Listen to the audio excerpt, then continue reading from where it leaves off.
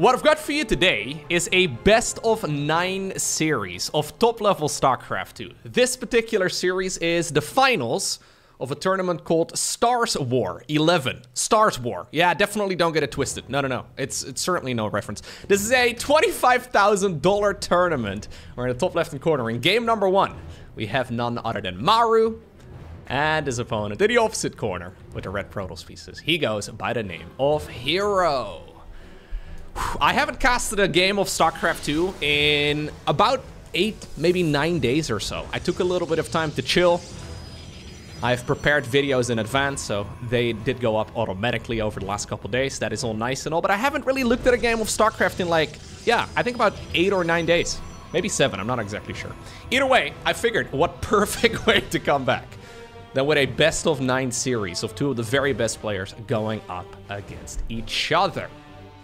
This should be an absolute banger of a series. This particular match was played at an offline venue over in China, organized by SCBoy. Very active group of StarCraft tournament organizers and commentators as well. So shout out to them for sending over these replays. So I'm very excited to find out exactly what ended up going down between these two. I haven't really seen any games. It's kind of interesting. So when the patch first went live, I didn't really have any games to cast. And now I just like, I've got this entire replay pack. I've got GSL replays to cast. I've got some StarCraft Evolution replays to cast as well between TY and Dark. I've got about a dozen videos that I still want to go ahead and record. Got a lot of stuff to get into over the next few weeks. Should be a lot of fun though. Certainly do plan on checking out the very best games, but Maru versus herO is one of those matchups that I figured we should get started with. Now, a best-of-9 series. We have 9 maps in the map pool these days.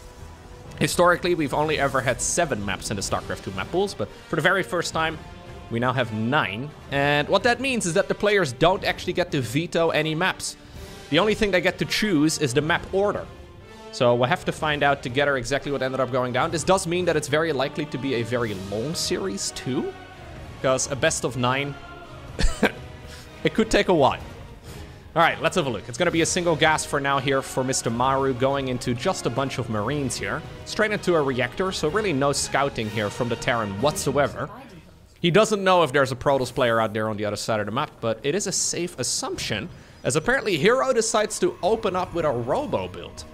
Okay, I've been casting a lot of StarCraft Evolution lately. StarCraft 1 going up against StarCraft 2. This has got to be a Reaver drop, right? Reaver drop coming right up here for herO. I'm excited.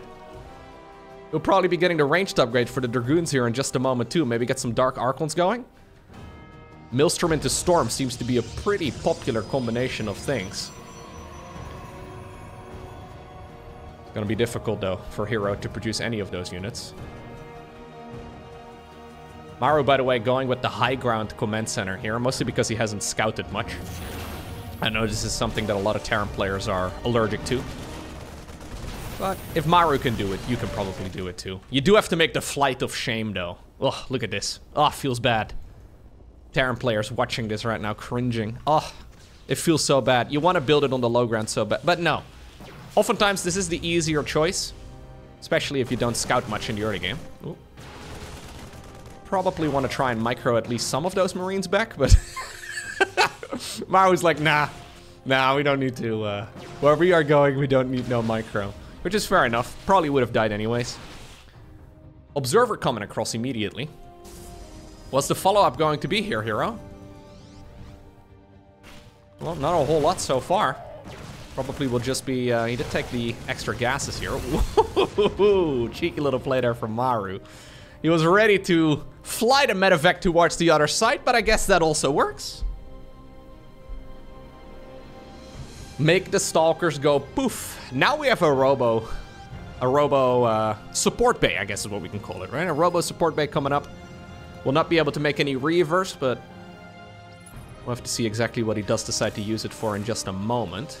Decides to go right underneath one of those observers. So, should be an easy kill, of course, here for those Stalkers. Bit unfortunate right there for Maru, but he already got quite a bit of value here. Of course, though, his economy is not quite as big here as that of the Protoss. Chrono Boost is pretty handy. Third Nexus coming up right now. Mules, of course, though, are very good. Alrighty. Colossus, of course, will be building. We'll have to pull a couple of LO. Okay. That was unnecessarily close, man. You could have pulled it slightly earlier. But for a second, we were gonna just lose 9 probes or so to a single Widow Mine. That would have been a bit silly. Medevac is gonna return back home that way. Liberator going around the site. This is the anti-all army hotkey siege up, which is always nice. Maru's ready to go for a little bit of a move on the left side of the map too, but the Observer scouts it once again. Great movement right here by herO, honestly. Other than those Stalkers being lost, obviously, that does suck. That may honestly make it very difficult for him to hold this push. SCVs are coming across too here, but this is a difficult map to attack on though. I'm not entirely sure if I agree with this attack here from Maru. He wants to hit before Colossi are out, but Golden Aura is one of the most difficult maps to attack. That Liberator is super dead. Nice snipe right there by the Protoss player here. Twilight Council coming up together with a Forge on the back of this. He's really just trying to get the Colossi down though. Oh, okay, we're gonna fight this immediately. A little dangerous. One of the siege tanks was a bit late with the siege up. Difficult for Maru to maintain high ground vision here too, so he's got that one medevac. Extended thermal lens, by the way, is about maybe 80% or so of the way done. Battery, super battery, activated. Should we not wait just a tiny little bit? Second Colossus is available at this point. It's coming, down from the main ramp. And this is exactly why you really want to try and keep all of your units alive here, right? So this is a hold here for herO in the end. Oh, a little bit of dancing on that second Colossus. But imagine if he had 2 more Stalkers. It doesn't sound very significant, but imagine if he had 2 more Stalkers here that he lost earlier on. Liberator, by the way, not really trying to harass the Protoss in the meantime, which is a bit of a shame. Okay. Yeah, should have really done this while you were sieged up at the front, but I guess getting 3 probes there is not the end of the world. Third Command Center, of course, has been delayed for quite a while here to try and execute all of this aggression. And even though herO did certainly take a bit of a beating, I don't mind this position for him at all. Nah. Blink will be finishing up at some point in the future. But at this point, obviously, the ranged upgrade for the Colossi is done. We can even go for a 4th Nexus. Yeah, I don't mind that at all. Likewise, of course, for herO, it's difficult for him to attack on the other side of the map. And you will notice here that his opponent is going to go for a 3rd Command Center in just a moment. Okay, so now that the Vikings have been spotted, we're going to transition towards Disruptors instead. Try to force out as many Vikings as possible. Obviously, 3 Colossi is pretty good now.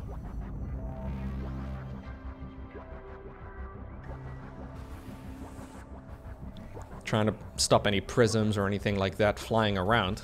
Problem here for Maru is that he doesn't have really any clue about what's happening on the other side of the map. So he's gonna try and take a bit of a gamble here, secure that base. Obviously, it's an easy one to... I don't think you can go and attack Maru. Really? We're gonna go from... Okay. Well, I'm a little afraid you're gonna get absolutely destroyed. This is a much easier hold right now for herO than the one from a few minutes ago. Okay. Nah, he doesn't really need to fight this. He can maybe roll, a Disruptor in there. Fair enough. This is right after all of those gateways finished up, so this is really when herO is going to be able to continue producing very effectively. Okay, now still a scary attack though for Maru. That's a lot of tanks. Disruptor thinking about flanking from the side. One Nova. Good dodge right there by, our Terran. Oh, another one. Stalker, I believe, ends up going down. Another Disruptor here at the front too. We really need a round of charge slots. Sadly, we haven't seen a lot of Chronos here, it seems, on the Twilight Council. Liberator, by the way, in the back. Okay, I was gonna say, this time around, it does get activated whilst this is all going on. Yeah, with charge, this makes it much more holdable. I think he may actually have to get out of this position. He doesn't really want to give up that position, though. It's a difficult call to make. Vikings taking quite a bruise, but they're busy working right now on all of those Colossi. Zealots awkwardly moving in. 16 probes have just been destroyed, but I think Maru may have just pulled a rabbit out of a hat. Dangerous attack from him. He didn't really know exactly what was going on the other side of the map. He didn't know how close charge was to finishing, but he may have just found the perfect opportunity. Now charge finishes, but it's a little too late. One of the siege tanks? No, will actually stay alive here too. Ay, ay, ay, ay, ay. Good old Maru. He's been doing this sort of stuff for over a decade.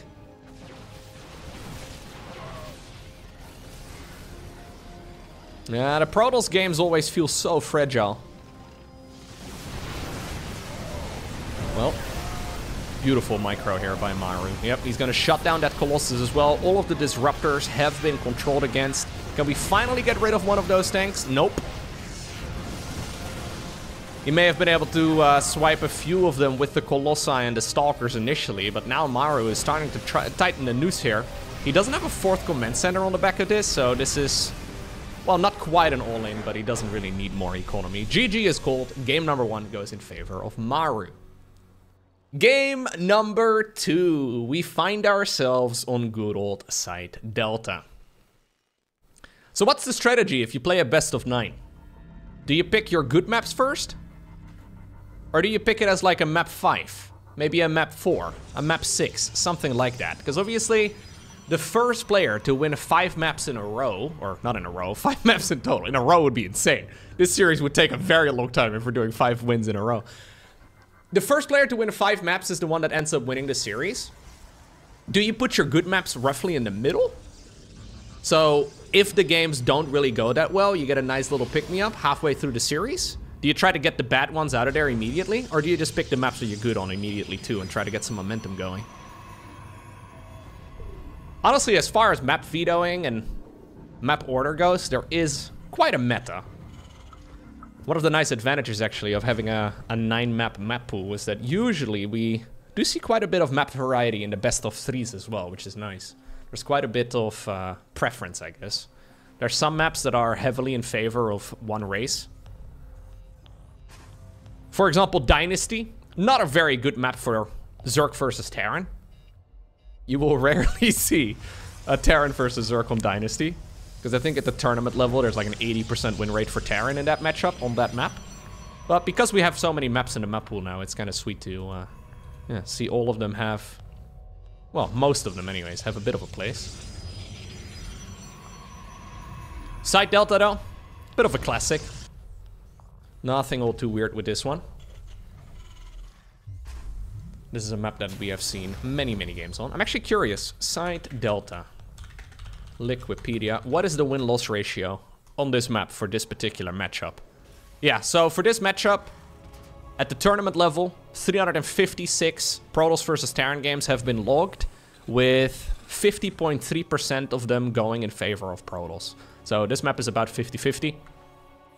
Obviously, that only counts tournament games, so should be about as accurate as it can be. I actually try and pull up the win-loss ratios for every single one of the maps if I remember. It's always nice to have a look at those. I'm not sure what the worst map for this matchup currently is. I know Dynasty is about 50-50. What about Crimson Court for this matchup? Crimson Court is about 55% in favor of Terran. Fair enough. What about Amphion? Amphion, okay, about 47% in favor, or sorry, 57% in favor of Terran. Seems like most of the maps actually are slightly favored for Terran right now. Yeah, it seems like the really bad Terran maps have about a 50% win rate for Terran. It's interesting. That seems to be a bit of a theme. Whenever the maps are a little strange, it seems like over the last couple years at least, Terran seems to be doing quite, yeah, seems to be doing quite all right.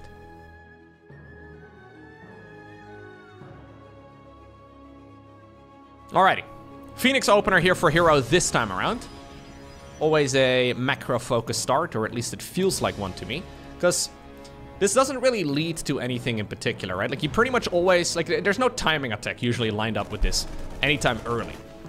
Usually the Phoenixes are a get-out-of-jail-for-free card, at least assuming you micro well. Control your units properly, and you should be able to tech up towards Colossi if everything goes according to plan. Obviously, that's the main issue you run into if you're a ladder hero. You gotta make sure that you do micro all of your stuff correctly. Ooh, cute little play right there by Maru. Sorry, I'll just back that up in case you just barely missed it. So this is something that I've seen many Terran players attempt, and it only really goes well maybe half the time. So what he does is he throws a grenade, and this full wall off forces him to boop that Reaper towards the other side, which is kind of sweet. The only problem here is that he's going to scout that it's a Phoenix opener, and he already saw that it was a Phoenix opener, so it was mostly just for style points, I guess. Not really any information that he didn't already have.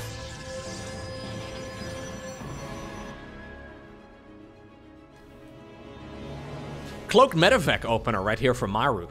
You love to see it. Yeah, very cool.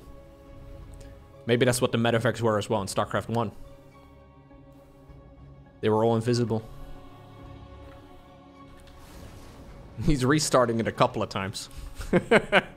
Come scout me, bro. Oh, herO, not giving in to the scout. He's trying to keep those Phoenixes pinned back. Now he sees the medevac though, so I guess that gives him all of the information that he wants. You can't technically cloak a medevac in 2 versus 2, for example, if your opponent, or your ally rather, goes for a mama ship. You could cloak it. Little difficult for Terrans themselves to pull that off though. Alrighty, here goes the medevac. Full of siege tanks this time around. We bring in a lot of SCVs across the map too. This is Maru trying to hit his opponent in the face before any of those Colossi hit the battlefield. So we did see 1 Immortal produced whilst, you know, that Robo Bay was already partially done. Problem here though for our Terran is that he's going up against a 2-base Protoss. He would love to cancel a 3rd. Oh, what are we doing? Ooh, very far forward, okay. Almost went wrong. He wants to lift up those siege tanks. Take them out of the equation. Okay. Nice pickup control right here by Maru. And this is all so delicate. In the meantime, by the way, the Phoenixes are picking up whatever reinforcing unit they can. But lifting up Marines, you gotta be careful that you don't waste all your energy. Maru pushing forward, trying to create a bit of a choke. Killing the Robo facility is actually really nice. Because that means that this Colossus is a lonely Colossus. Oh, now we're gonna go for bunkers here too. Fair enough. Oh. Nice. Yeah, this is a difficult one. What exactly do you do right now here if you're herO? What exactly do you do though if you're Maru? Right? Because you can't really push up to the high ground because you just get lasered. But you also can't really go down to the low ground because you get siege tanked. Not as cool, yeah, not as cool a vowel, I guess. Twilight Council, of course. Not done yet with any upgrades. Charge would be the easy way out, but yeah, we're gonna get there eventually. Charge with +1, but we're still quite a while away until both of those upgrades are done. Do we have a probe out on the map? Not quite. This would be the moment to go for another base somewhere where your opponent doesn't expect it, maybe. Instead, the Phoenixes are just gonna roam. You know what? I love this continued Phoenix production a lot. Getting so much value. Yeah. Maru decided to dig a moat around the opponent's base, but he forgot that the opponent had airplanes. Moats are not... Airplanes counter moats is what I'm saying, okay? They should have thought about that in the Middle Ages. Why didn't they just get airplanes? Duh. So obvious in hindsight, huh? Ooh. He really wants to get their Raven. I mean, honestly, the Phoenix value has been amazing. Yeah, there is a moment as well where those Phoenixes aren't quite as useful. But up to this point, he's only lost a single one. Lots of Cyclones going down. Maru is sitting here on the other side of the map. I hope the Marines brought like a little sleeping bag or something. Oh, we're gonna make supply depots here too. Well, at least he wanted to. Now the charge is done. Maybe we should have brought the Phoenixes back home first? Maybe not. I'm a little surprised we're... Yeah, they're just... They're on a little field trip. All right, apparently we didn't really need it. Very ambitious Liberator here, by the way. He knows that those Phoenixes must be going home. Okay. Very well done right here by our Protoss player. Main issue right now, though, for both players is that we are nearly 10 minutes into the game, and that's when the bases start running low. Third command center is done here for Maru, but how in the world are you going to fly a command center anywhere? herO decides to expand at this point, but he can't really... Yeah, the Terran can't really move out. He's going mass Cyclone, by the way. That's why he was continuing Cyclone production. He is... Okay, we just finished Hurricane Engines, which is the speed upgrade for Cyclones. We're going to play mech against Protoss. Okay. Okay. I hate everything about that. Yep, I think it's pretty bad. Scans right now reveal. Keep in mind, these scans are expensive at this point, too. Scans reveal that indeed Protoss is not going for just like a two base all-in. He doesn't need to go up to this high ground. And this is now herO digging a moat around his opponent's base. Except he's digging a moat with airplanes. It's confusing. It's complicated.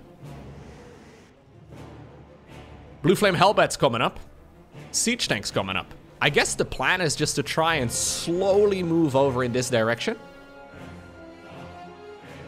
Try to get Siege Tanks in key locations and try to go. Oh, this is a very bold play. I like this, by the way, from herO. So he's actually just letting this happen. I was assuming that Protoss would try and jump this, but apparently we don't want to take any chances. It's difficult to gauge how much damage those Cyclones can do, so instead he's going to go for a double expand, which is kind of cool. But it does mean that Maru will likely get a third base up, and I'm not entirely sure if he really needed to. Or if he was really supposed to. Infernal Pre-Igniter, by the way, pretty good against Zealots. So that's the mineral dump right here for Maru, getting all of those Hellions and the Hellbats. Okay. Well, if we're gonna do this anyways, shouldn't we have done it about a minute ago? Does it matter? Does it matter? No, I don't think so. It would have been easier, though, if all of those structures weren't up in the first place. All of the Phoenixes, but one, have died.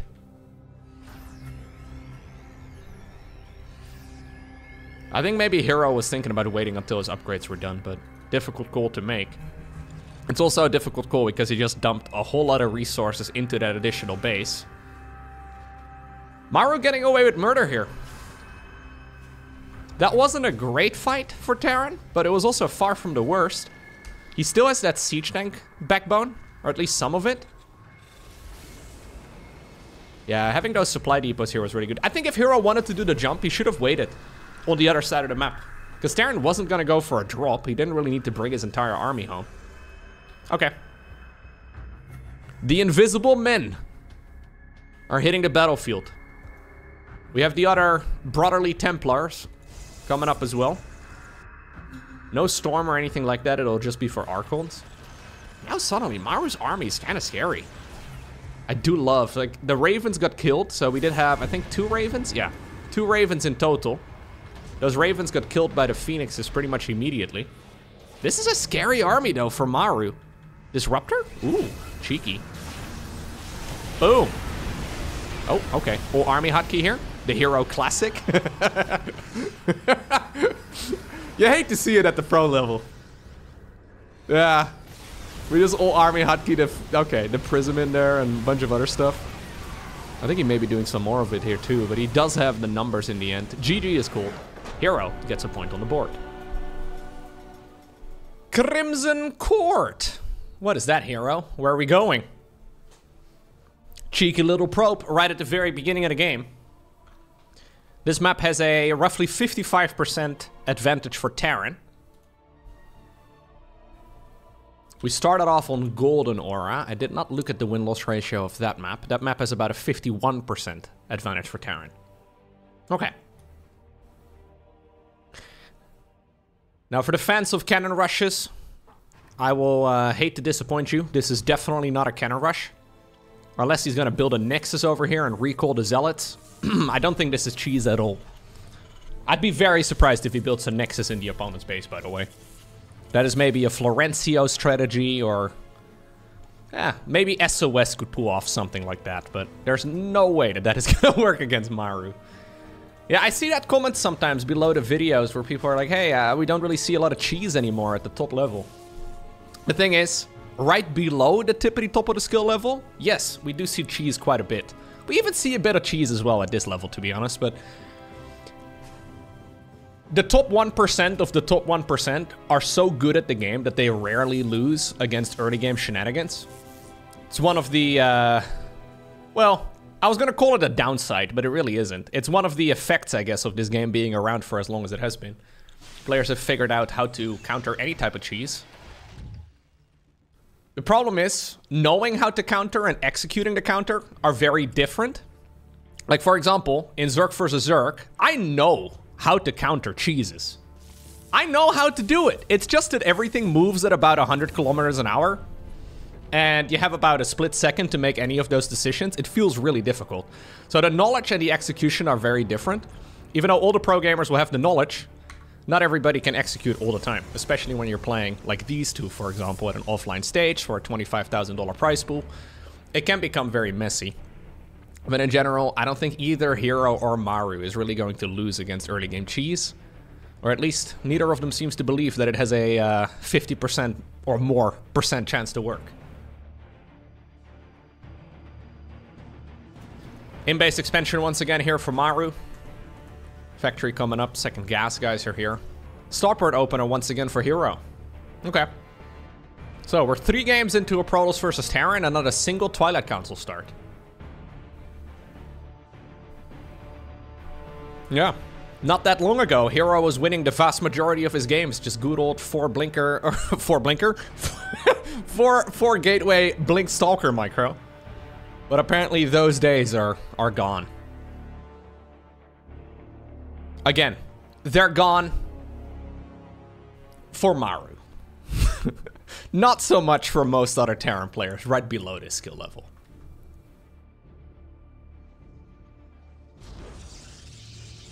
Got ourselves a round of mineral fields here. This is what the map developer, by the way, the map maker of this particular map, he calls this an island base. Yeah. Now, it made sense immediately when I read that. I was like, yeah, that's an island base. Indeed it is. These are island bases. I can imagine if maybe you haven't watched as much StarCraft, this may not seem like an island base to you at all, because it's accessible by land from literally every side. It's just that there's mineral walls and actual rocks to destroy and all that, that makes it kind of feel like an island base in the modern day and age. Back in the early days of StarCraft, about a decade ago, we used to have maps with actual islands, where there was, like, say, for example, an expansion right over here, with a mineral field and all that. It was very good for Terran. It was very good for Terran. Sucked for everybody else. So naturally, Terran players loved it. But ultimately, they were overruled by a 2/3 majority. It helps when your command centers can fly. Oracle not getting any kills here. Not what herO was hoping for at all. This is going to be a Blink Stalker follow-up, by the way. Nice and early 3rd Nexus as well. In the meantime, Maru playing defensively. Not messing around with any sort of Widowmine drops or anything along those lines for the time being. I'm actually really liking the map pool at the moment.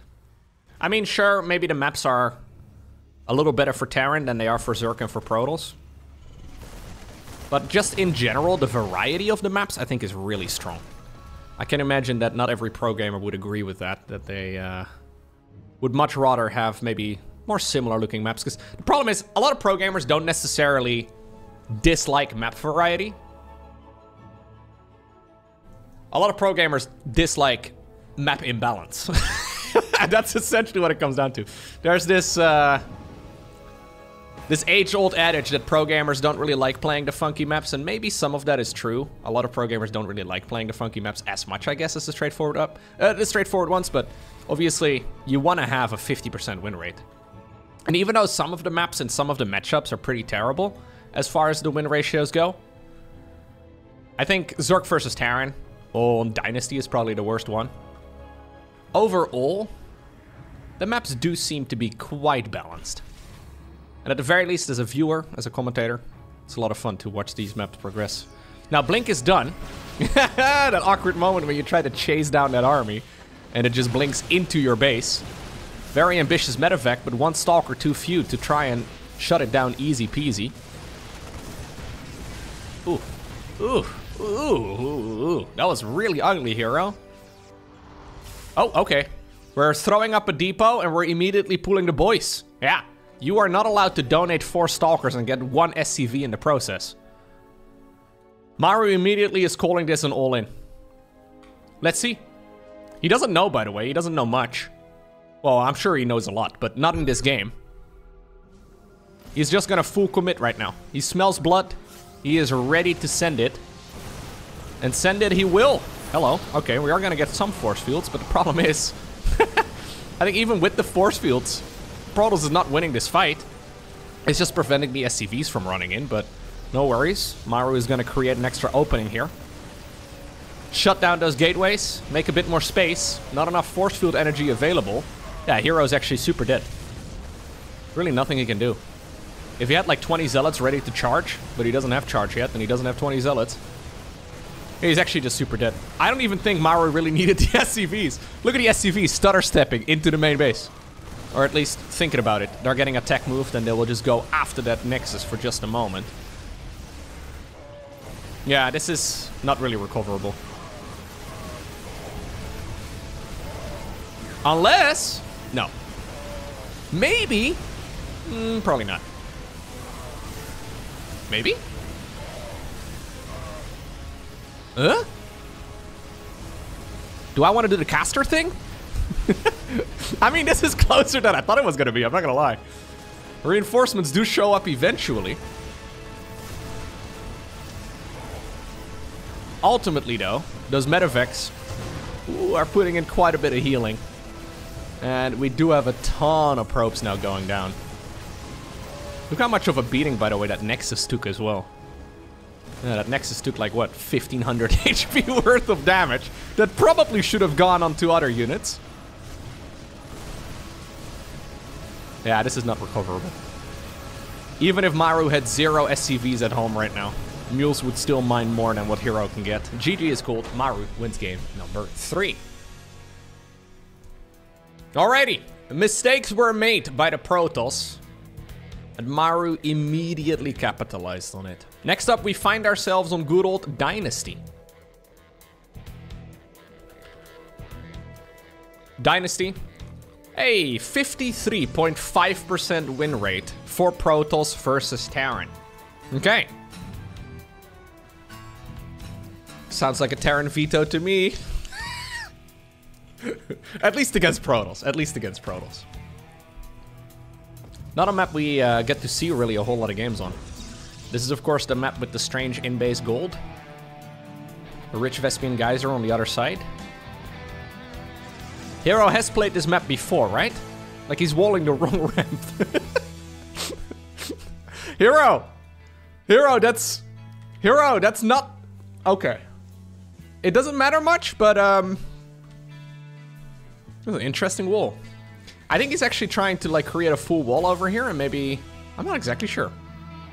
We'll have to keep an eye out. Let the man cook. Let him do for a little... Yeah, so one thing we have seen, for example, from MaxSpecs on this map, I've seen him do this against Klim.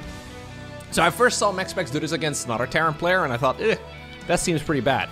He takes the Nexus over here. So he takes his first expansion right over here, which feels really bad. And then he did it a bunch of times against Clem and actually made it work. Ah, we're just basic. Okay, so that gateway is just in the middle of nowhere. We're just trying to wall the Reaper jump up location here. Fair enough. He did take the Nexus over on that side of the mineral wall, which... that's how I feel about it. I saw it work, I think like 3 or 4 times now, and MaxSpec seems to have a very good win-loss ratio with that strat. But none of the other Terrans, or none of the other Protosses rather, seem to be taking it on that side at all, which is a bit funky. It's always difficult for me to call build good when nobody plays it except one player, but that player happens to be the one with the best win-loss ratio. So you'd imagine it's good, but it's honestly hard to say. Now we are going to need a shield battery here early. Yeah. Problem, of course, here with taking this golden base is that Maru can harass it from the other side. We also have the same thing happening, by the way, on the other side of the map. But as long as the Reaper is out, it'll be difficult here for the Protoss to really send any Stalkers across the map, even though herO would love to send that Stalker right over here. Kill the SCV, potentially. He can't really leave the base behind. Alrighty, Robo facility coming up here again as well, so no Twilight Council. It's the straight up structure.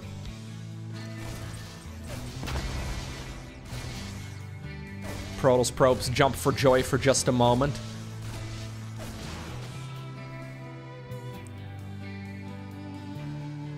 Okay. So, what exactly is the plan here? It's going to be another barracks for Maru. Tech lab coming up as well, so we'll probably see good old Stimpak, combat shields, +1 infantry weapons at some point. There's Stimpak. There should be combat shields in just a moment. Hellions show up, by the way. I do really like the Hellions here. Hellions, of course, can deal splash damage. Even though the shield battery can technically out-heal it, they can only heal, the shield battery that is, they can only heal one target at a time. So you gotta be really careful clumping up those units. Prism is gonna be the first structure, or the first unit rather, out of that Robo. And that's exactly why we're doing it. We're chasing Hellions. Today we're going Hellion hunting. Yeah.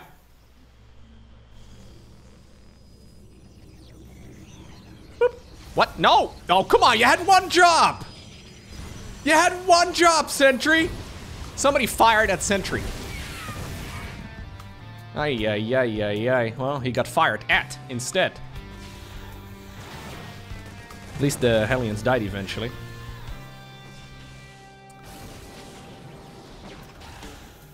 Yeah, sometimes herO has those moments where, like, strategically all of it makes sense. And he's perfectly capable of doing it perfectly. But you look at it and you're like, come on, man. Like, we weren't really doing anything in the meantime either. We knew that the Hellions were out there. The Prism was flying across. You didn't really have to look at that one too much. This is a bit of a herO moment. He sometimes makes it a little more difficult than it really needs to be.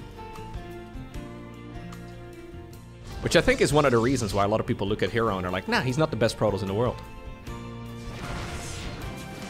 You'd be hard-pressed to find max specs making a mistake like that. But anyways, herO is one of those players who really seems to power up whenever he's in a tricky position. Because now he suddenly pulls up some really sweet micro there with the Prism and everything else that he has to do in the meantime.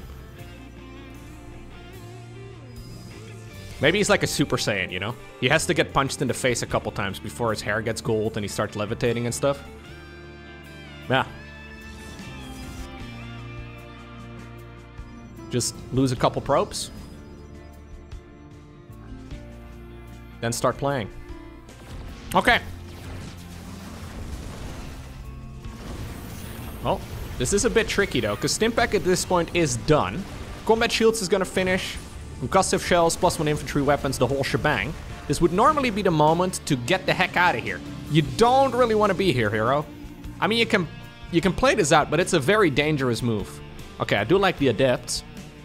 He wants to go up the ramp. Ooh, that siege tank is gonna have a grand old time. Maru not retargeting with the siege tanks, interestingly enough. Could have gone for some juicy targets. Adepts in the meantime in that pocket base though, not really targeting onto anything. Main fight here at the front though is going quite well for herO, actually better than I thought it was gonna be. Ooh, that Prism is so far forward, but he does get another wall or another warpin rather off. Immortal number 2 walks towards the other side of the map.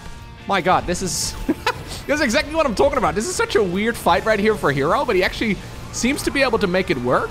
Now that Stimpak is becoming very costly, Prism, maybe try and pick up a couple of the units. 28 SCVs have already gone down. Okay. It's almost like herO felt compelled to do that because he lost 4 probes at home. Ooh, sweet little force field. Though there is enough room in the plane. Pushing up a ramp into a Terran who's just finished Stimpak combat shields and +1 is one of those decisions that I can imagine some players are looking at this and are like, ooh, that's what I need to do. I don't recommend it. I think it will go horribly wrong most of the time, but Lovely play right here from our Protoss player, who is going to be forced out of here eventually. More and more reinforcing Terran units do show up. That could have gone wrong, by the way, in so many ways. The most obvious one is the Prism going down.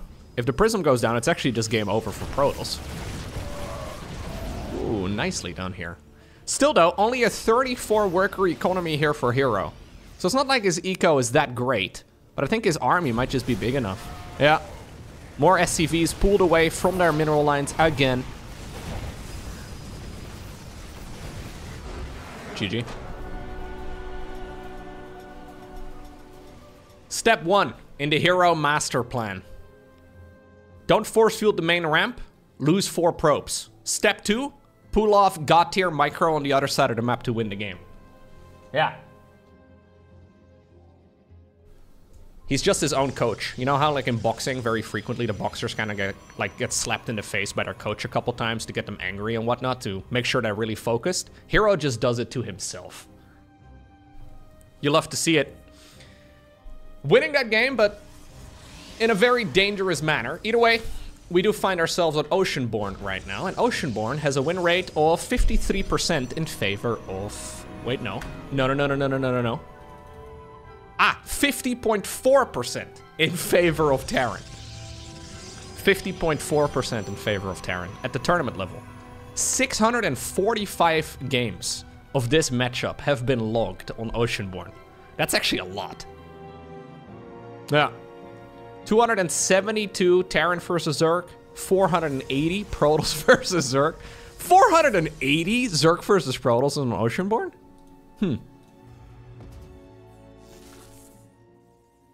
645 Terran versus Protoss, 359 Protoss versus Protoss, 156 Terran versus Terran, 123 Zerg versus Zergs.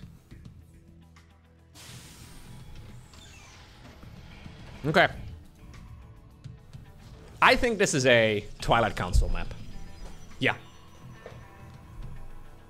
I think this is a Twilight Council map where herO is gonna go straight Twilight. I don't know if it is. Quick factory right here from our Terran player. Delaying the command center in favor of some faster tech. I honestly don't even notice Ocean Bro anymore. Yeah, it's very sad for me to admit, but when this map was first around, every single time I played a game here or I casted a game here, I kept following around Ocean Bro. But, sorry, Ocean Bro. You've kind of faded into the background. AKA the place where you always were. Hey, look, it's a Twilight Council. Very nice. Oceanborn, yeah. It's a map made rather by Maris, who normally names her songs, or her maps rather, after metal songs. Is this a Nightwish? I think this might be a Nightwish tune. Oceanborn. Is it Nightwish? Ah, it's a Nightwish album. Fair enough.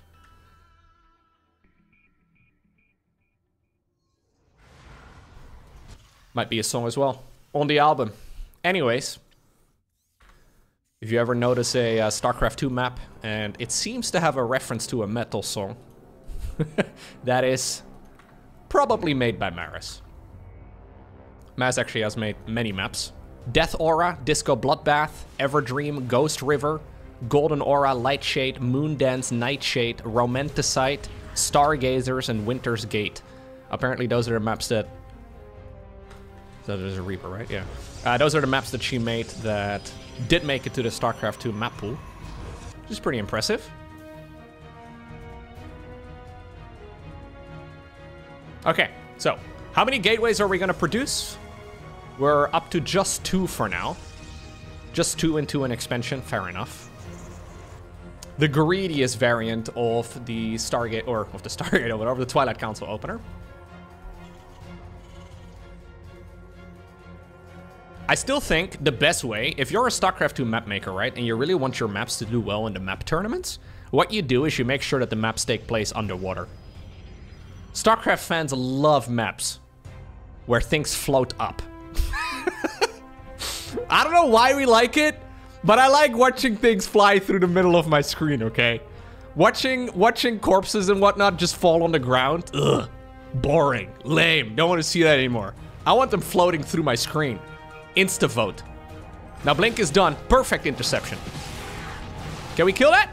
Okay. Okay. Well, it was a good interception. Maybe not quite perfect, but it works for me, because this was only a double gateway start right here for herO. So that's honestly really good. Usually you go about 2 to 4 gateways at this stage in the game. And herO making only 2 and then expanding behind it means that he's got the minimum amount of unit production and the maximum amount of defense.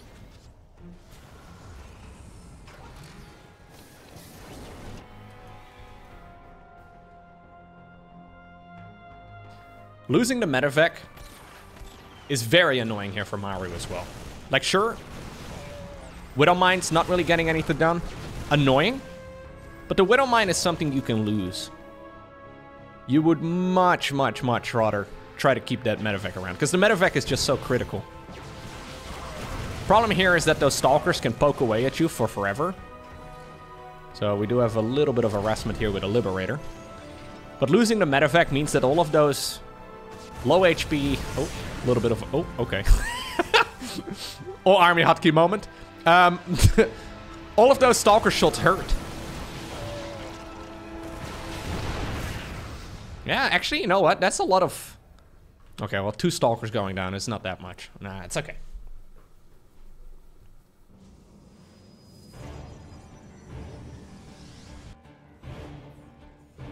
Raven coming up right now for Maru as well, who does have a 3rd command center about 3/4 or so of the way done. Liberator flying around. That's a 2nd lib.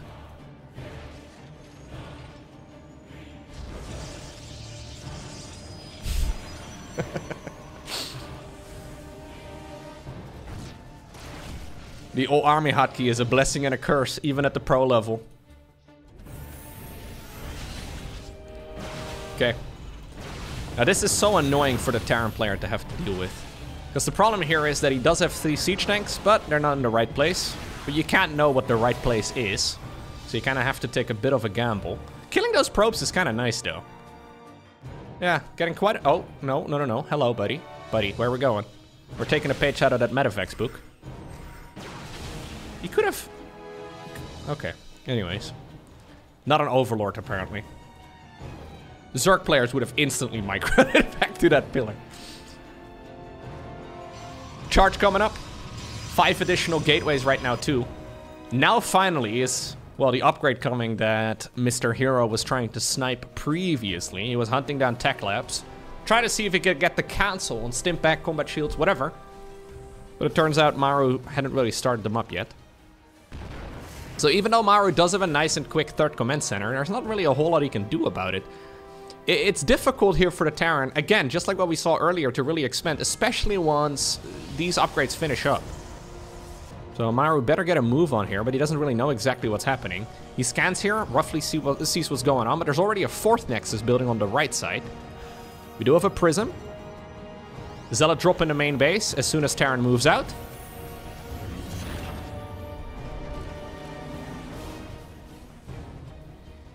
Kind of a brilliant play by Maru, though. Can't lose Stimpack if you didn't start the research. Kind of brilliant. That math is definitely mathing. Okay, so finally he's like, ha! Oh, thank God. Oh, I got the base. Perfect. Oh, well, you know what? I was gonna flip the camera right there to the Prism, but it turns out we've got some missile turrets. The missile turret men. Sitting inside of their little missile turrets. Two observers, by the way, going down. Ooh, decent Widowmine hits as well. Okay, nicely done right here by the Terran.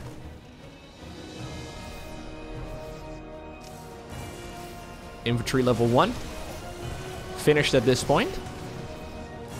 Unlike Dynasty, herO is not going to be able to jump straight onto the opponent. I like that anti-armor missile a ton as well. Great stuff right here by the Terran.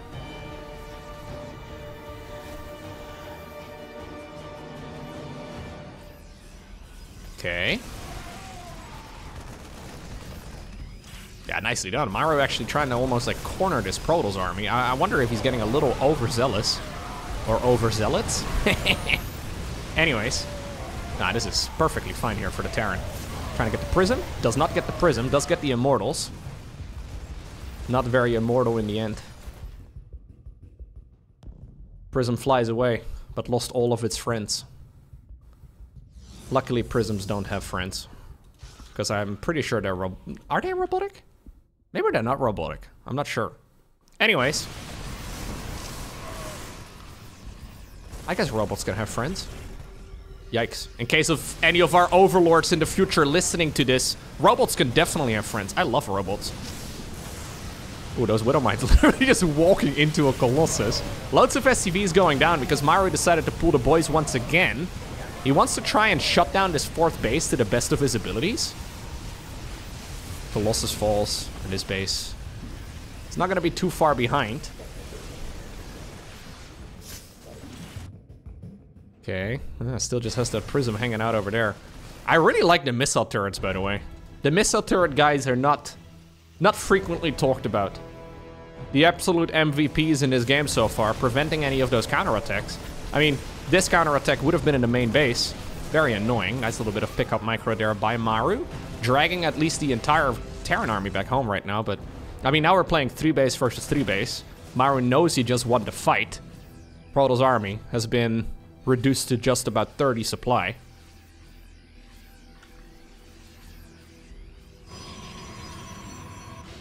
Few advantages to being a missile turret man. First off, you're usually placed in the base, right? You're usually playing a pretty preventive, yeah, a pretty easy job, right? This is like administration. It's relatively straightforward.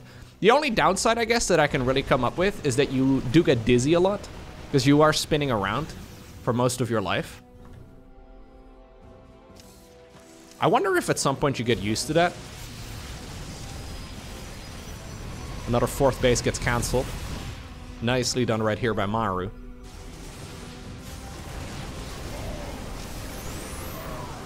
Okay.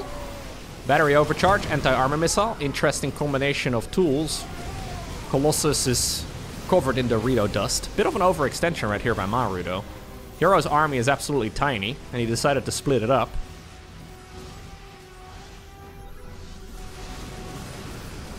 What happens when you're out of the battle, right? Say you're a retired missile turret man. Do you think they can still get out of that tower and just walk around? Probably can't. Your brain probably adjusts for it at some point. Yeah, herO trying to hold on, and he's sort of getting it done, but the problem is, he may be winning some of the fights, but he's definitely losing the war. It is pretty much impossible at this level of play, especially against Maru, to come back. And herO knows it. GG is cold. It's Maru who wins our 5th game of the series. Cyane. It's gonna be our 6th game in the series. We're almost halfway through, assuming this game. No, we're over halfway now for sure, right? I mean, we haven't really had any very long games yet. So about the missile turret, man.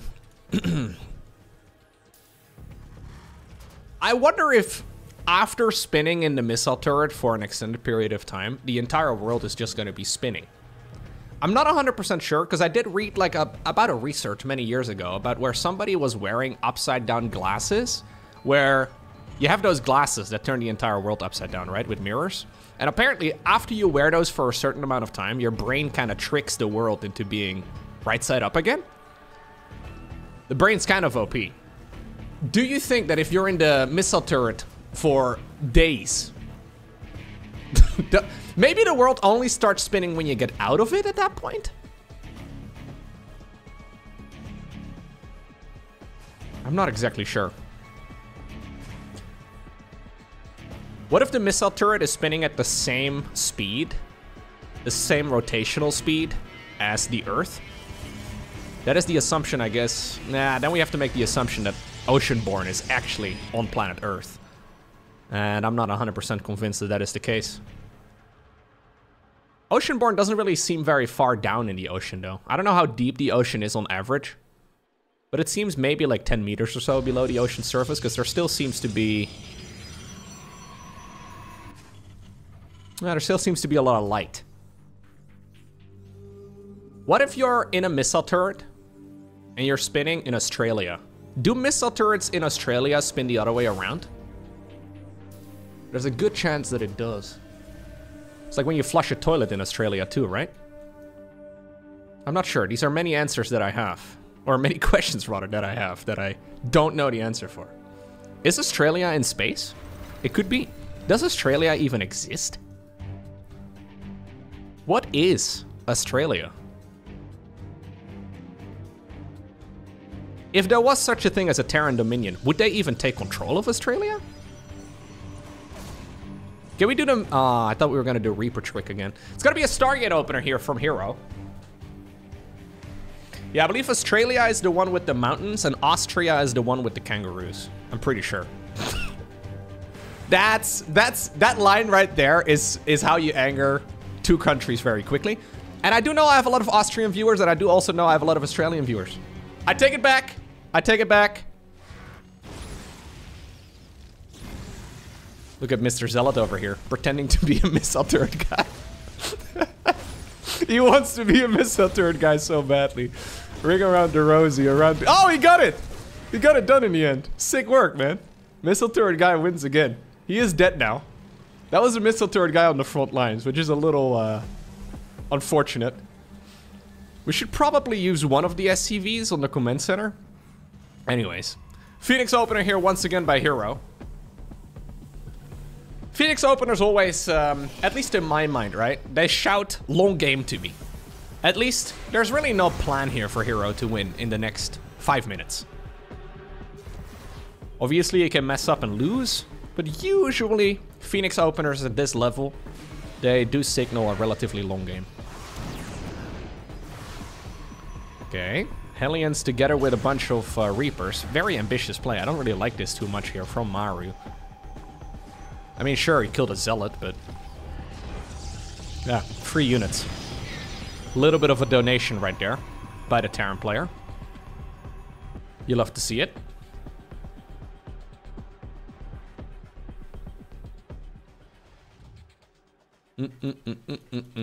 Cyclones, once again, coming up here for Maru. I am still, after all these months, not sure that I like Cyclones. I still can't quite put my finger on how I feel about Cyclones. They were always a funky unit. Now, after all these changes, guess what? Still a funky unit. I still can't tell if they're good or bad. I've seen a lot of games.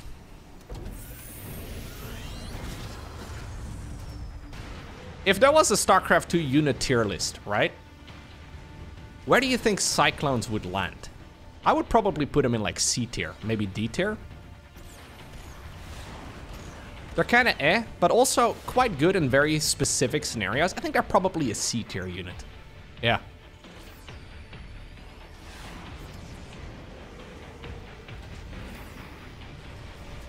Cloaking field coming up once again for the Vikings, as well as the Medivacs this time around. Just trying to make sure that Protoss is going to be... I quite like this actually here from Maru. So he keeps faking the cloaking upgrade. He seems to do it specifically against Phoenix openers. Trying to scare the Phoenixes and make sure that they go home to try and intercept any sort of Banshee.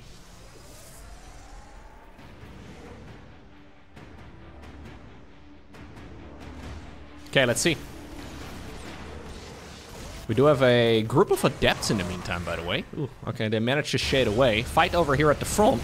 Pretty much only Phoenixes remain at this point. A lot of anti-air available too. Nice little attack here from Maru. But still, has he gotten enough? Because none of these units are going home.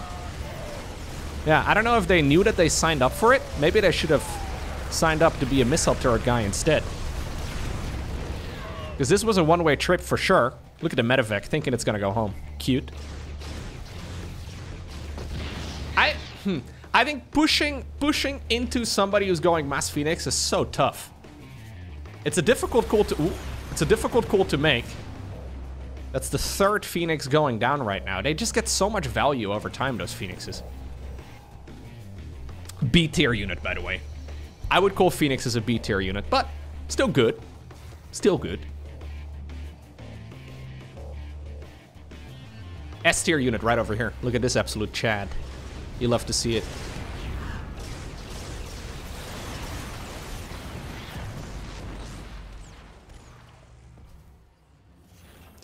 Yeah, Phoenixes are nice at this stage in the game. Ooh, we have a gold base coming up. I quite like that. So he decided to skip this expansion at the bottom and go for the golden minerals instead, recognizing that Terran's not going to be able to do much. Phoenixes, I mean, we rarely see them against Zerg these days, but against Terran as well, they really do fall off the longer the game goes on. You do see them in Protoss versus Protoss from time to time. Sometimes you have Phoenix versus Phoenix, which is one of the weirdest things that you can ever have in StarCraft 2. Because you have about 20 minutes of build-up and then about 3 minutes, maybe 3 seconds actually, of finishing.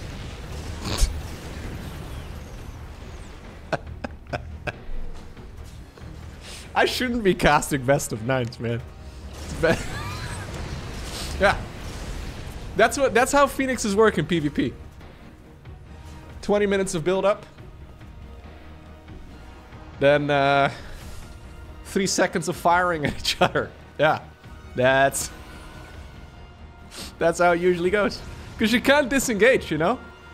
Once the Phoenixes are fighting, the only way that Phoenixes disengage from one another is if both of the Phoenixes, both groups of the Phoenixes, decide to disengage. They have to, like, that rarely happens. They kind of tiptoe around each other for a while when one group of Phoenixes meets another group of Phoenixes, and at some point, boom. They latch onto one another. Before you know it, one of them is victorious. I do like Phoenix versus Phoenix when it happens every once in a while. It's so weird. Because you have one player that's like, ooh, I'm going to make another Stargate. And another player is like, ooh, I'm going to get ranged upgrade for the Phoenixes. And ooh, I'm going to try and get a carrier. Maybe a mama ship? It's dangerous, man. Ultimately, usually you just want to be making Phoenixes. In this game, though, I think it's about time herO stops making them. Which is exactly what he's done. Ooh, not a moment here for Maru to move down to the low ground, though. Very dangerous decision.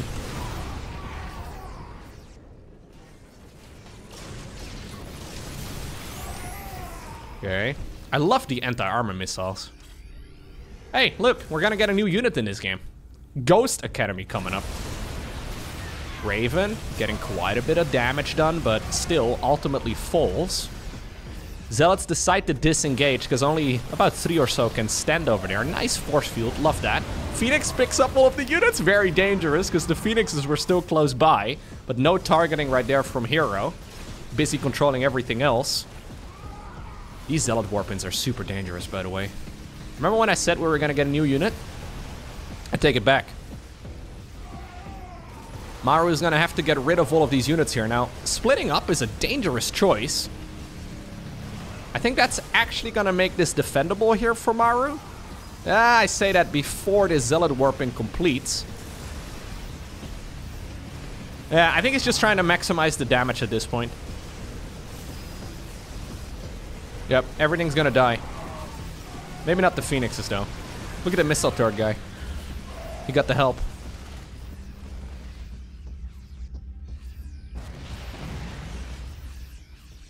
Yeah, if I was a StarCraft 2 unit, I'd want to be in a missile turret. One nice thing about being a missile turret guy, too, that is not often discussed, is that they must grow their own vegetables or something right over here at the bottom, is what I'm thinking. They probably have a bunch of solar panels on top, because they cost no supply. So they must be self-sufficient. Isn't that nice? They probably have some grow lights over here. Yeah. Part farmer, part missile turret man. At least that would explain why they don't cost any supply. Oh, medevac very far forward. Where is the medevac even going? Maybe it tried to drop off something previously. Robo Bay coming up right now for herO.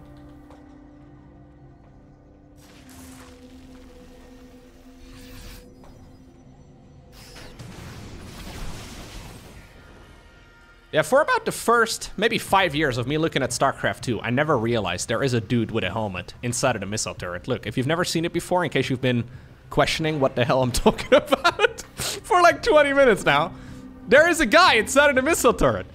I thought they were fully automated, but they're not. It makes no sense to put a humanoid robot inside of one of these things. Ultimately, though, herO's supply here is looking menacing. That trade earlier was really good for him, so he decided to just throw his previous army away, only to come back with more, and he manages to even up the score. Ghost River, map number 7. Now, this would normally be the point where a grand finals gets decided. Very rarely do we actually see a best of 9.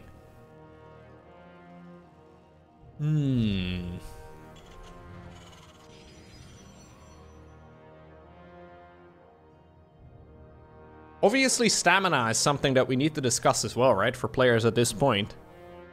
I'm goofing around a bunch, but these two can't really be doing any of that. We already saw what happens when you donate a few Stalkers here, when you donate a Medevac with a Widow Mine inside of it there, right? You lose a little bit of stuff throughout the early game, and suddenly you just get old int. It's very easy to accidentally lose, especially in this matchup. Basically for all StarCraft matchups, but in this matchup, there's a lot of moving parts and a lot of easy mistakes that can be made.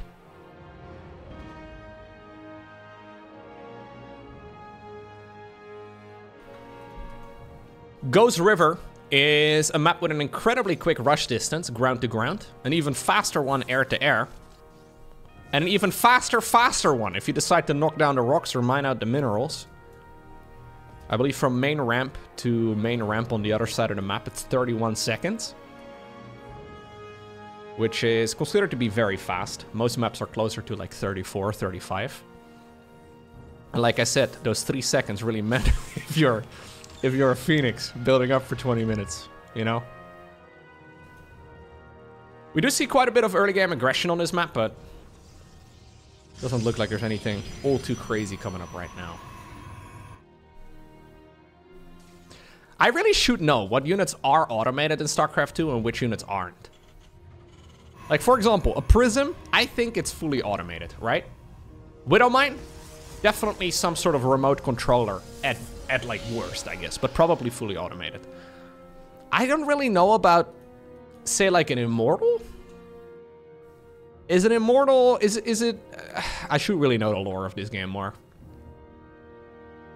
There's definitely nobody inside of the Widow Mine controlling the Widow Mine. That'd be crazy. Although, to be fair, I can't really make a lot of sense of Widow Mines anyways. Like, how come it digs into the ground and then it fires and then it recharges? How does it recharge?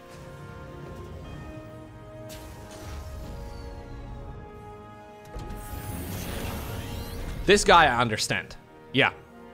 He may have lovely little smiley stars on his shoulder pads, but ultimately, I believe they are prisoners from the Terran Dominion that, well, get chosen to become a Marine instead.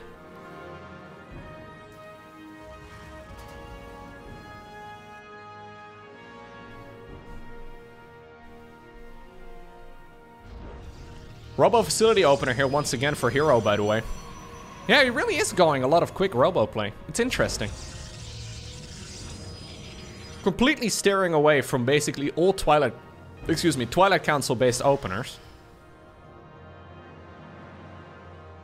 I know there are a bunch of StarCraft books out there that would teach me all of the lore.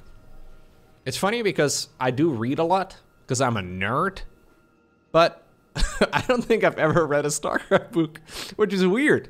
I've never really had anybody recommend a StarCraft book to me either. I don't know even how many there are.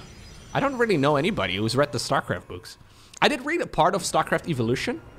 Blizzard sent me a copy of that a long time ago. It was pretty great, but I didn't continue reading it.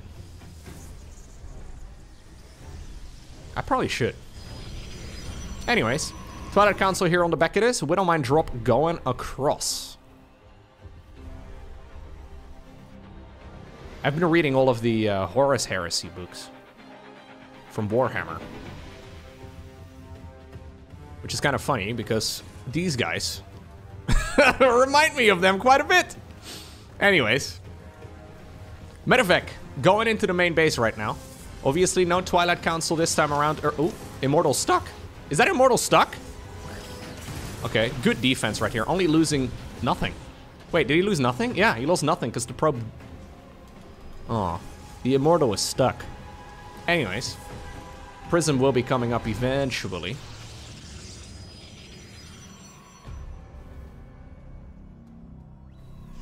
Yeah, can't get out.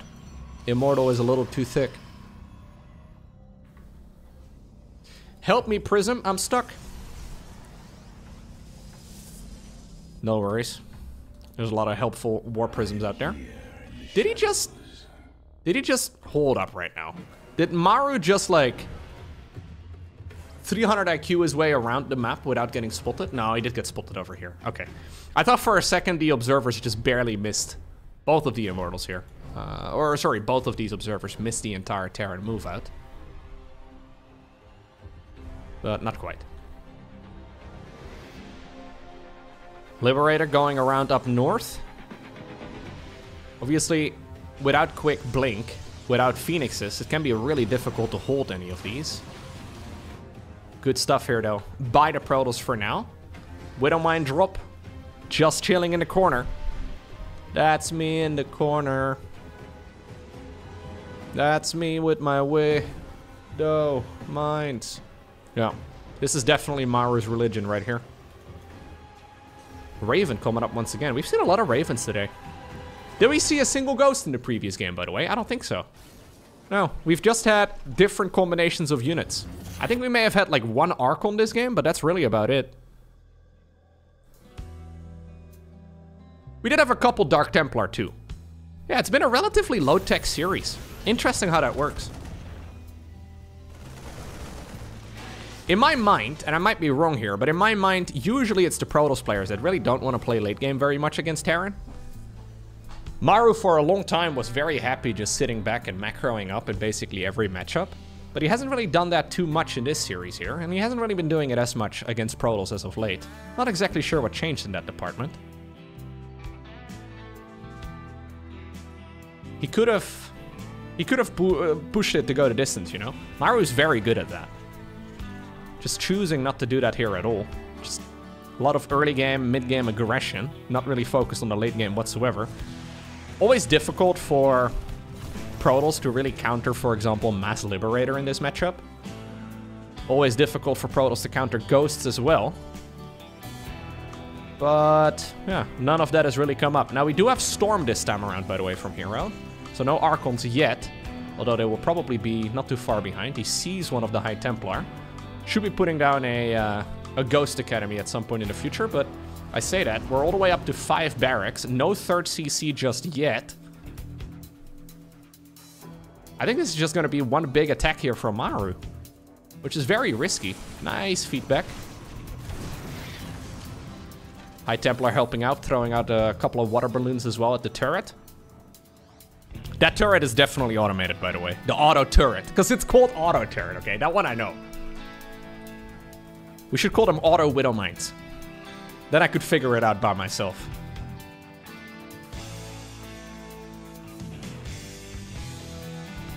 I'm pretty sure the auto turret is. I don't know.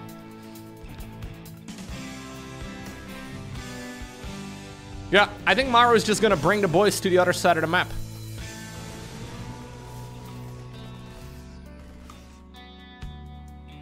Yeah, and like a milkshake, herO will be drawn to it. Woo! Oh, sorry. Sorry. I caught the tail end of that. The weather forecast is pretty obvious. 12 dead SCVs. That being said, this fight over here at the front... Okay, hello, Maru sleeping on the job. Okay, well, those were some very good storms. Dropping the main base was probably where most of the focus here from our Terran player was. That one did not quite complete. 12 SCVs did go down. We have some aggression as well on the other side of the map. Just a few zealots trying to be a nuisance. But this fight over here at the front is really good for herO. And it looks to me like if this was a best-of-7 series, that herO would have won right now. Not the case. We have a best-of-9. This is a Reddit post from 14 years ago. There has always been a man in the missile turret, just as there always has been a missile turret. I've lived in this village for 20 years and the turret on the hill... What? When I was young, I asked my father, "Father, why is there a man in the missile turret?" He said, "I don't know. He has just always been there." He was there when I asked my father the same question, and maybe he was there before that. Does anyone ever talk to him? Nobody, son. Why not? Because we are afraid. Afraid of what? Of the man and the missiles. Well, if this wasn't posted 14 years ago, by the way, I would have assumed that this was an AI story. But it's not. Anyways. I was not afraid of the man, not anymore. It's my 20th birthday today, and I'm going to talk to the man and ask him why he's always been there. I'm standing on the hill, or on the cliff rather, overlooking the village now, and the man in the turret are just 50 or so feet behind me. The wind howls around me. I can almost feel it trying to push me over the cliff, as if warning me. Warning me to stay away, warning me to leave things as they are. I turn around and walk towards the turret. I yell out for the man, but the wind steals my voice, and I don't know if he can hear. I hold up my hand above my eyes to shield them from the sun. I cannot make out the man's features. He must be at least 70 or 80 years old by now, maybe older. Nobody in the town remembers a day when he wasn't there. Finally, I approach the feet of the turret. They have feet. Alright, anyways. As I do, I can hear it whir to life as the turret turns to face me. There's a man in the turret. There has always been a man in the missile turret. He's as old as I expected him to look. Wrinkled, wizened, balding. He looks down at me. He doesn't say a word. I don't say a word either. He just looks down at me and offers his hand. I have always been the man in the missile turret. Wow. That's the scariest story I've ever read. My God. We are all the men in the missile turrets. Yeah. Whew. I've got chills. I'm starting with the man in the missile turret. I'm asking him to set the scoreboard up. Oh, there we go. Ooh. I never hit the... Okay, I never have to set the scoreboard to 4. First time for everything, huh? We find ourselves on post youth. After all this time, it's herO, who is on match point. Post youth, by the way. Let me have a quick little look right now at the win-loss ratio for this particular matchup. I think it's... It's not that bad, is it? Oh no, this one is really bad. Oh wow, it's really bad. This map for Protoss has a 32% win rate against Terran. Only about 50 tournament games have been logged. 32% win rate for Protoss is actually horrible. It's gonna be one of the worst ones out there. Much like the man in the missile turret, who was also post-youth.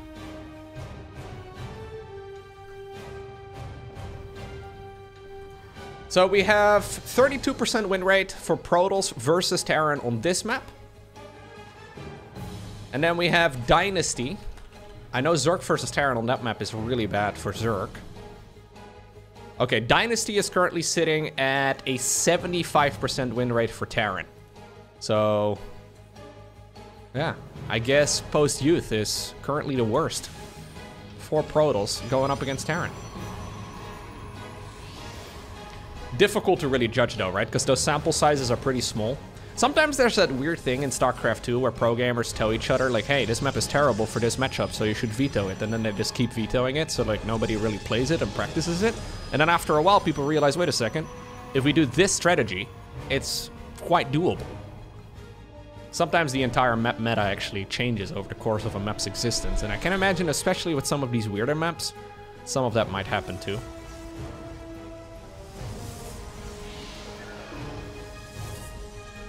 Anyways,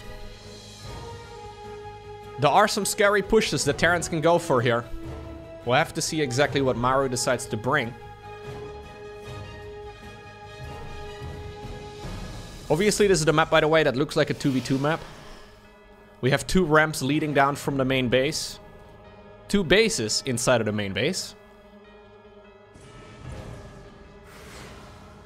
We have a little poster set up as well, actually. Look at that. Why does that guy not have... What's going on? He doesn't have a parachute or anything, man. Is he falling? Maybe he's just excited. This one is my favorite. This one about the doctor, ready to put on a glove. She's looking, she might be visiting the missile turret guy, is what I'm saying. I'm not exactly sure what's going on there. Neither is this little guy. Mostly just looking at the door, I guess. Ready for his exam. Alrighty. Cyclone coming up once again. We do have a medevac. This is that combination of early game units that Terrans like to produce. Whatever combination of units usually sort of works. Looks like the Reaper eventually did die. But that's okay, Maru didn't care about him very much.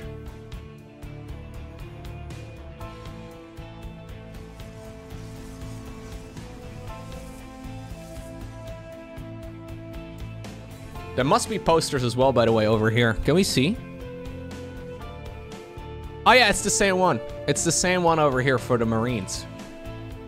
Okay.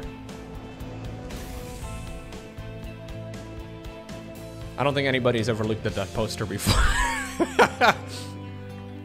At least now we're getting all of the ins and outs.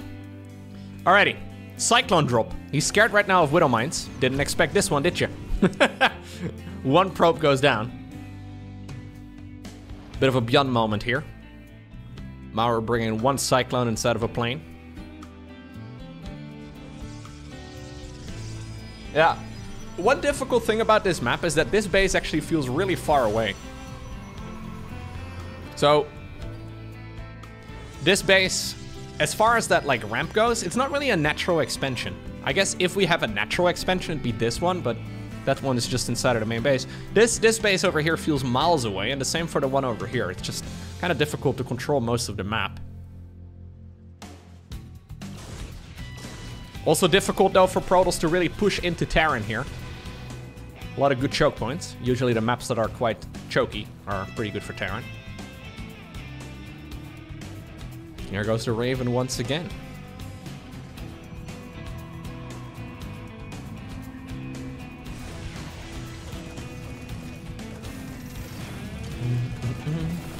Two automated machines fighting each other. You love to see it. Okay. So, what exactly are we gonna go for here, Mr. Maru? We're not really doing anything economically focused. Apparently, we're just gonna try and make a load of stuff and attack. I always find that a little risky.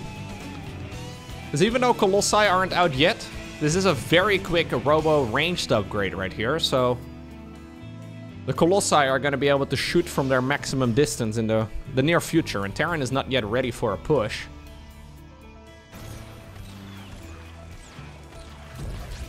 Nice snipe over here. Combination of a Raven, a medevac, as well as a Cyclone. This is the dream team over here. If you're an observer, this is the stuff of nightmares. Luckily, I'm not an observer. Actually, I am. I'm literally observing the game, dude. I was wondering why I was getting chills. That explains it. God, terrifying. A medevac, a Cyclone, and a Raven walk into a bar. It does sound like the beginning of a bad joke. Anyways, all the upgrades are finishing right now, and this apparently is the strategy that Maru has opted for. Oh, careful, herO. herO. He doesn't know. He lost all of those observers. Now he sees... Okay, he sees the tail end right there of one of the siege tanks. That could have gone horribly wrong, because herO is actually quite disconnected.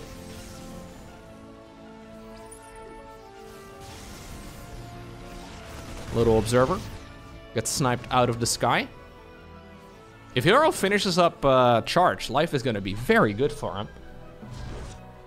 Medevac drop. 4 Widow Mines. Ready to go across. So far, by the way, very few losses on both sides of the map. It's interesting. They've been fighting with pretty large armies, but no one's committing to anything. Oh, no. Careful, herO. Okay.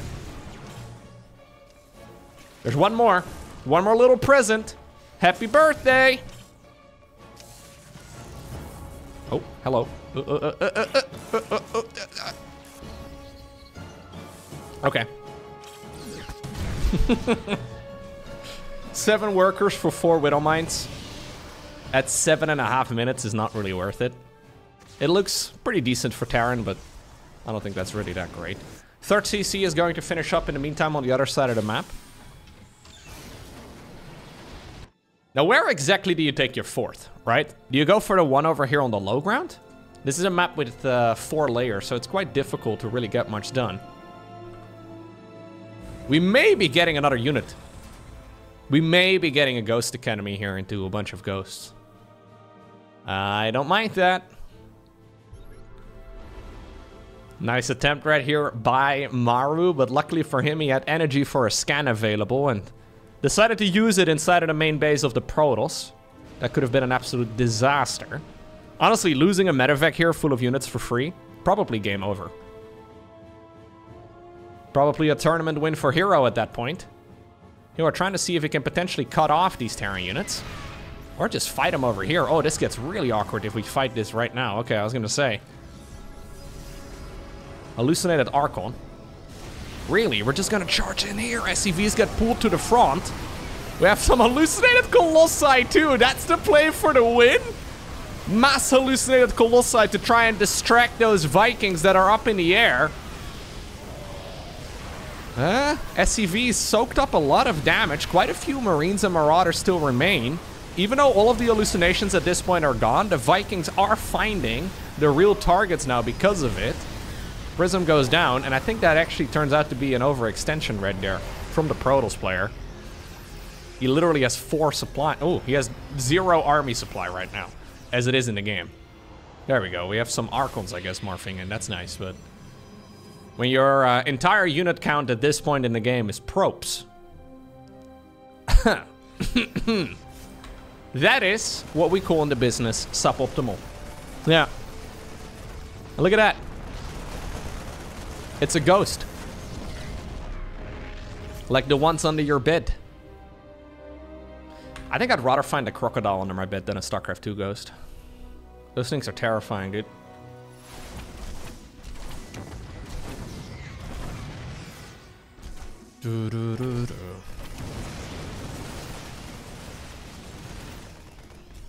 I haven't checked for a monster under my bed in many years. I just thought about that.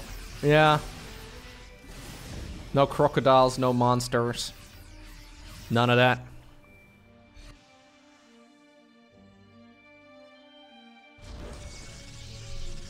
Major overextension though from herO. All jokes aside, Maru right now finding himself with a very solid army. Disruptors are one way to come back. Marines and Marauders trying their very best to get some damage done over here, but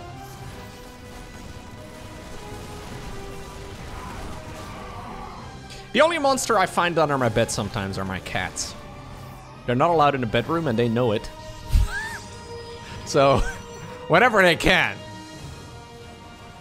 I found about a 6-kilo monster. Especially Milo is very focused on it.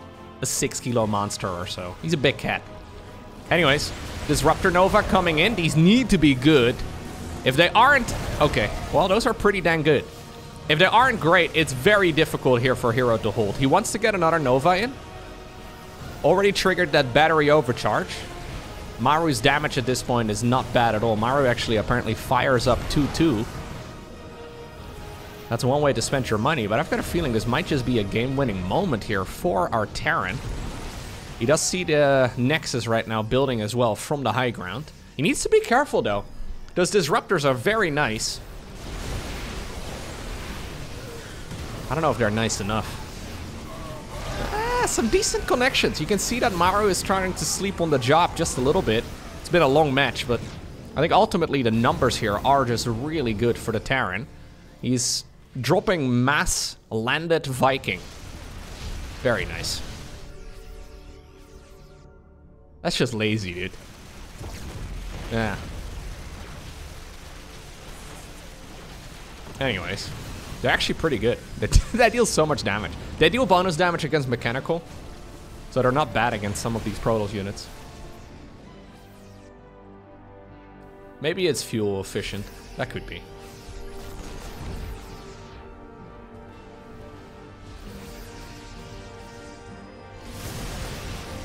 Maybe they're solar panels on top of the medevacs. Because they never have to land. They seem to be able to fly indefinitely. This Nexus, by the way, is a very ambitious plan by herO, but he knows he needs something. 4th command center for the Terran has fired up in the meantime on the other side of the map, and even though 2-2, I kind of questioned it when he first began the upgrade, it is now on the horizon. Yeah, 15 seconds away. Nice little power spike right here for the Terran units. And you know what? herO, who was previously at literally 0 army supply, is now all the way back up to 82. It's just so difficult for Protoss to really get back into the swing of things here.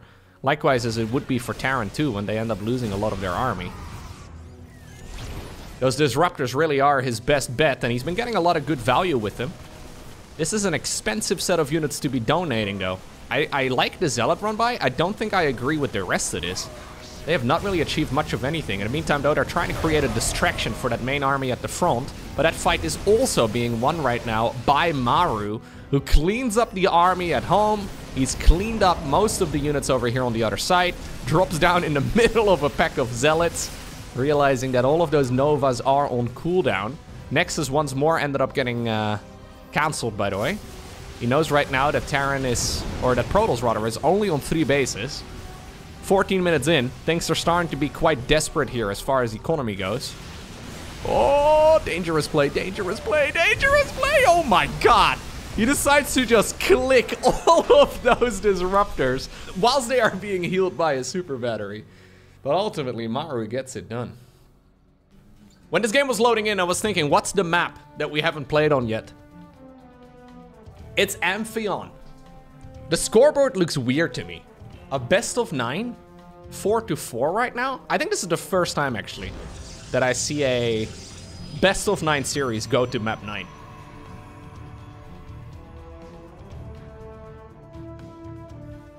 Okay. Amphion is going to be our final map for today. It's interesting, though, if Post-Youth is such a good map for Terran versus Protoss, right? According to the tournament statistics, why did Maru not pick it earlier? You gotta take those stats with a grain of salt sometimes. So this map has a win rate of 43.8% for Protoss. So we're ending on apparently a couple of maps that are really good for Terran. herO, the first player here to get a 4 on the scoreboard. Will he be able to get a 5th? I feel like I would be dead, by the way. If I was these 2 players right now and I was playing this entire series, I would be so tired. Mentally, it's draining. That's a question I've gotten many times over the years, where players are like, hey, I just started playing StarCraft 2 and I feel absolutely exhausted after just 1 game. What's going on? Very common experience. It goes away after many games. It's kind of like going to the gym for the first time, you know? You kind of get... you get sore after your first ladder games, apparently. It's something that you can practice, but... playing a marathon is not easy, especially in a game that is all about sprinting. Obviously, these 2 will be playing fast as well. Be very curious how many calories you burn during one best-of-9 like this.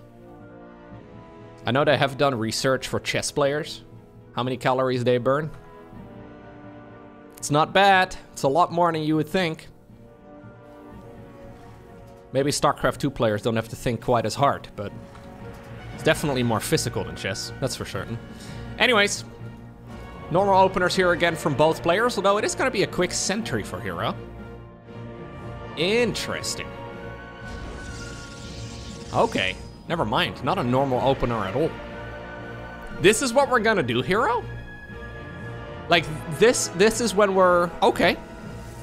This is the map to do it?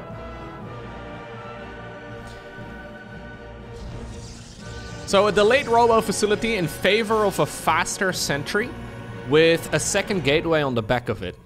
We'll have to see exactly where this leads. Main advantage, I guess, is that you do get an hallucination scout nice and early. This is, of course, the map, by the way, where you have those skinny mineral fields right over here that you can mine out and take that very easy to take expansion. Problem with that base is that it expands in the direction of the opponent. And, yeah, it looks tempting. But I've seen it backfire many, many times. One little Hellion over here. Ay. Okay. One probe, one Hellion. A little bit of scrambling as well inside of that mineral line. Hallucinated Phoenix just chilling over here. Trying to get a bit of vision.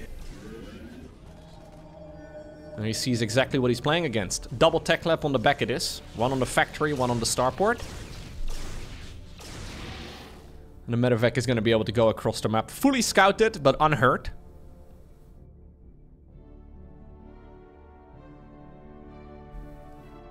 Oh, he's expecting it to go into the main base. Hello. Oh, that scares me! Ay. Oh, dude, he keeps unburrowing it and reburrowing it too. Okay. Picks this one up again. Ooh. Okay. Alright. Crisis averted. Look at the medevac, dude. You see the little frowny face? It's like this the entire... Oh, no. The other one. It looks like this the entire time. I get it, dude. You didn't really get a lot of damage done. Lost your entire cargo. It's a little sad, maybe, but we should be seeing Stimpak and combat shields on the back of this. Plus one infantry weapons. Not too far behind. The good old classic combination of Terran upgrades. Templar Archives here. And then we also have a Twilight Council researching the charge upgrade, so... I wonder if herO is deliberately going for something that doesn't quite require as much micro. Blink micro is nice and all, and in my mind that is something that herO has been doing a ton over the last few years. But in this series, he's not really been bringing it out too much. Considering there's $25,000 on the line, he is probably quite happy playing these other builds right now.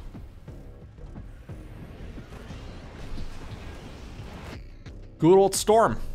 Storm with a bunch of Archons and a bunch of Zealots. You do need some sort of anti-air early on, I guess. But that's about it. Again, a Raven. Maru has been going for a lot of Ravens in this series. Actually making them a part of his core army composition, which is kind of cool. Maybe this is even scarier than a medevac, a Cyclone, and a Raven. Look at this. Works just as well.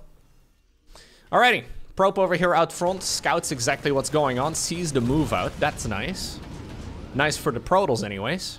Third command center coming up at this point as well here for Maru. I feel like Maru is always so good in these type of scenarios though. I feel like Maru is one of those players who doesn't really get tired very frequently. Rarely do we see him play a game where we're like, ah, that was not very well played. Like, he makes mistakes, obviously, but I feel like it rarely has to do with fatigue or anything like that.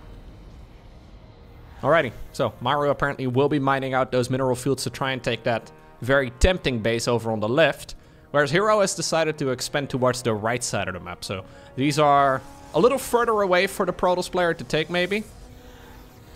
But at least he's not expanding in the direction of the Terran. Bunch of auto turrets get dropped down. Yeah, I quite like the early auto turrets there because he knew that he was likely gonna get feedbacked. Or fatbacked. Fatback. Yeah, I think that's it. Feedbacked or fatback. It's one of the two, you can choose. Marine drop here, at least attempted up to the northern section of the map. Medevac, target the medevac. Nice. Ooh, maybe not. Oh, you know what? Those Marines are actually getting so much value. Oh, they get the pylon too. It's a bit of a bloodbath here, but...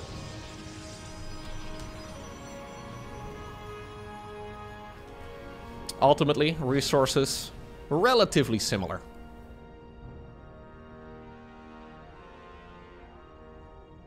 Okay. Ghost coming up. Considering this series, early. Yeah. So, yeah, normal timing, all things considered, but at least for this series, it feels like we have seen very few ghosts overall. Even though it's the unit that I see most complaining about on the forums and on Reddit and T-Liquid and wherever else. Ooh, nice little storm drop over here. Feedback as well. Or backfed? Feedbacked? Anyways. Picks up a fresh set of High Templar. Trying to see if he can potentially get some work done. As both players are starting to expand in the direction of each other. Really? I mean, that works. I don't know if it is... There's a risk to reward ratio. I don't know if that was it, but hey, it worked. What better way than game number 9? Well, he does lose it shortly after. That actually kind of sucks though, because this push could be quite scary. Maru's setting up shop over here on the high ground. There are now ghosts in the mix. EMPs are going to be a critical part of this. Ooh, big storms. Big storm. Widowmind. Ooh, connects right there with the prism.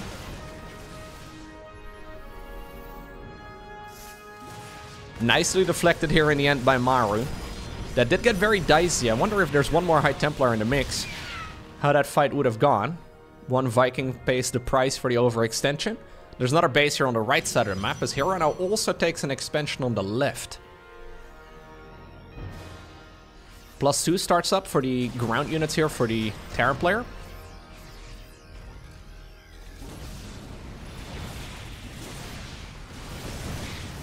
I don't like seeing Protoss push up into a choke point up a ramp. It's a recipe for disaster. And this one doesn't even give you Barrow's gloves at the end. I don't know if anybody gets that reference. Anyways, what I'm saying is it's dangerous.